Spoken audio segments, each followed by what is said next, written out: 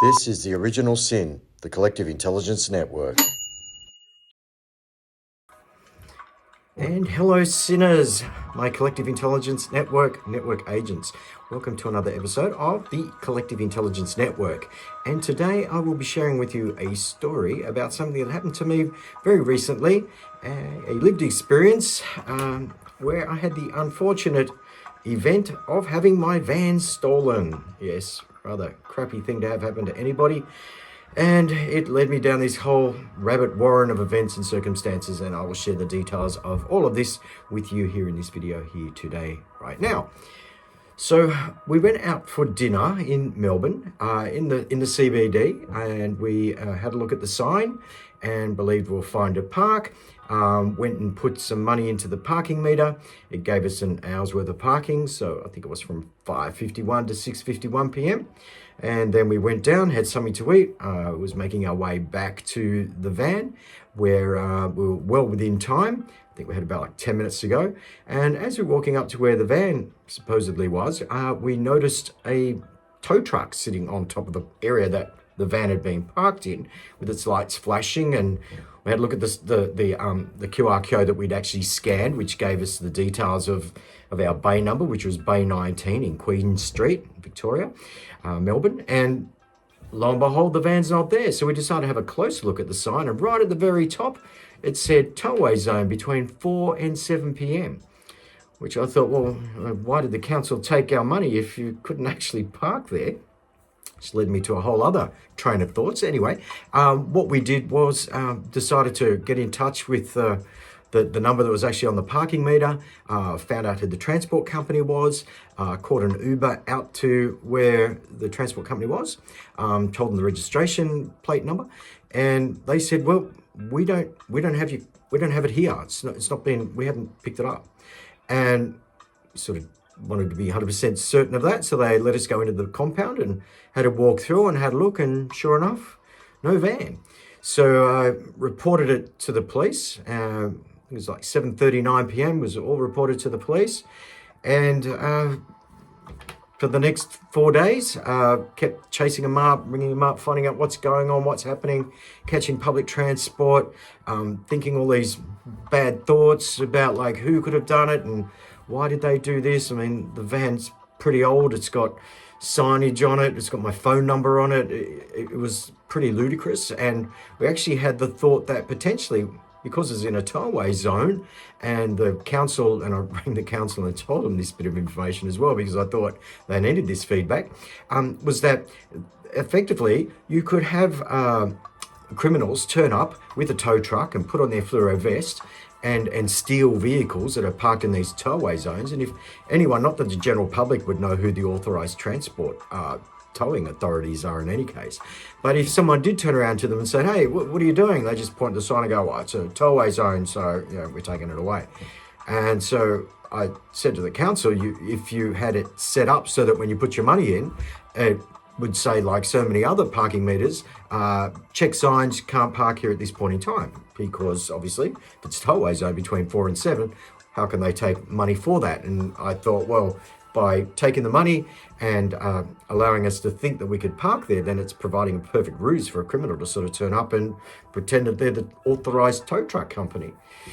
Anywho, there's a whole lot of other rigmaroles that went on in terms of trying to do the work we're doing down there without the benefit of a car. Ended up having to book a flight back, flew back to Sydney. Now, within an hour of flying back to Sydney, I got a phone call from the police saying that we found your van. I mean, great. And they said, yeah, we found your van. It was in Queen Street, in Bay 19. And I thought, well, hang on, that's where we were. We were in Queen. Why would they take it and put it back? And they said, oh no, there's a parking ticket on there as well, dated the 12th of September at around 8:06 p.m. Oh, actually, it was 8:06 p.m.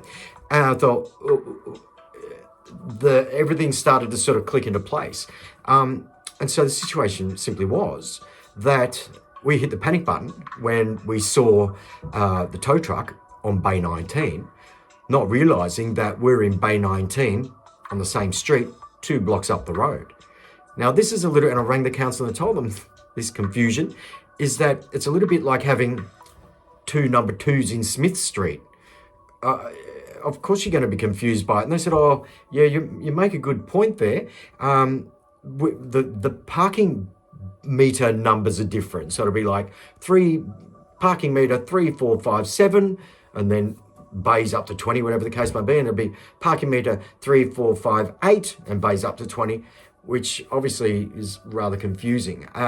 It was slightly embarrassing, obviously, to think that, well, we went all that time without the vehicle and having all these thoughts about what had actually gone on and what had happened and all these conspiracies about criminals and tow trucks and all that sort of hoo-ha, when the reality was we were 2 blocks up the road. And worryingly, it took the police 4 days to find a vehicle that was literally 2 blocks up the road from where it was actually lost or stolen from. Well, actually, it was never stolen, obviously. So this got me thinking about, well, wouldn't it be good if whenever a parking infringement officer goes out and books someone, as unfortunate as that is, an upshot of that could be that the information they capture, as in the location and the number plate, is then dovetailed into the police system, so that if you've actually got a vehicle that was reported stolen, then it would actually come up in the police system to go, oh, this stolen vehicle is actually here, parked here at this time on this day. And they can go, and this would have, if this happened in our instance, albeit there mightn't have been enough time for the systems to sync in terms of by the time I reported it, and then it was put and lodged into the police system, that it mightn't have matched up with the time of the infringement, because there's only half-hour difference. Okay, do a refresh in 24 hours. And so I thought this would be great, because not only could you find stolen vehicles, potentially also if someone has got a warrant out for their arrest, then the police can go, whoa, this person who's registered this vehicle has actually got a warrant out for their arrest, and this is where they are, or for domestic violence, a range of other different things. And you think about all the time, energy and effort and mental trauma that it causes to the individuals who are put in the predicaments of thinking their vehicle's been stolen, whatever the case may be, and also the time, trouble, energy and effort that the police have to go through in terms of, as I found out, if they're looking at footage, they physically have to look at the footage, CCTV footage, to go through and try and find and see. So there's many man hours being put into trying to find something that could easily have been remedied by the situation of having the infringement council infringement officers information being sent to the police, so that if there's an overlap in terms of the registered vehicles that are being looked for some reason or other, then that would shortcut all that thing. So I thought, well, what I'll do is I'll just ring the Federal Minister for Transport and tell them this marvelous insight, and then they can sort of set it up, and hey, we're saving ourselves millions and millions of dollars of taxpayers' dollars. I rang them up, and I'm not sure what the situation is in your country. I'm in Australia. So I got told by the person I was speaking to there that once I told them my idea, they said, look, we can't do it. It's not in our remit. It's constitutionally, that's not us. We do federal things, but that's something that you have to take to the state and territory, which then got me thinking, oh, right. So what I now have to do is I have to go to every single state and territory in Australia and approach the Minister for Police, the Minister for Transport, the Minister for Local Government, the Digital Transformation Agency, and just for good measure, probably the Minister for Finance. So not only do I have to relay this message to all of those different groups, they all have to then come together as government entities and agree to this concept, and then set about creating that, and that's in one state. So I have started doing that. I actually rang through a whole range of different departments, spoke to the Department of Treasury and Finance in Victoria. I thought if you can talk to the money people, obviously they'll have a very vested interest in helping to ensure something like this works. I rang the Digital Transformation Agency. I've got their email address as well, because I thought, well, given that they're the body that looks after data transfer, then obviously they'd be playing a key part in all of this as well. The Minister for Local Government, I've rung and talked to them so then they can relay the message onto all the different councils. And the Minister for Police, I've also rung through there because clearly in their remit, they would much prefer to have police not spending so much or wasting so much time on things that could have been dealt with a lot more efficiently and a lot more quickly. And the Department of Transport and Planning is the next one I've got to ring, but that's for one state. But yeah, hey, simple idea, layered in complexity. Let me know what you guys think about this whole situation and what your spits are solving problems with individual thought. Put it in the spittoon, our comments section. We'll see what's spat back. We'll solve the problem all together.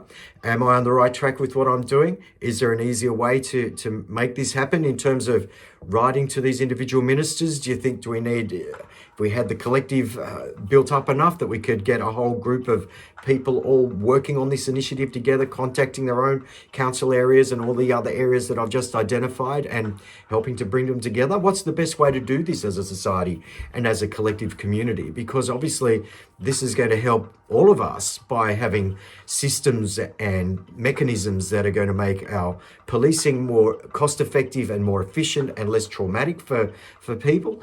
And also, as a bit of an upshot, if you're a parking infringements officer, I'm sure you're doing great work, but this would also be another thing that you could be knowing that you're helping potentially to find stolen vehicles, to help with warrants for people who are being looked for whatever reason by the police, etc., etc. So, yeah.